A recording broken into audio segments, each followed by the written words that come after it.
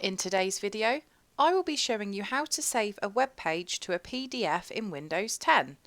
To start off with, you need to open the web page that you want to save. So I'm just going to choose a page off our website. I am using Firefox to show you this, but if you use a different browser, it will be a very similar method. So all you need to do is press either Ctrl and P on your keyboard or go into the top right hand corner of Firefox and press the three lines. And you now need to click on Print. You will now have a preview of the page that you want to save, and all you need to do is click on Print. You can now choose the location of where you'd like to save the web page, so I'm just going to go ahead and put it on my desktop. Just make sure it's saved as type PDF document, and then just name your file. So I'm just going to call it Computer Sluggish and press Save. Once it has saved, if you then go to the location of where you saved the PDF, so as you can see I've now got it here on my desktop.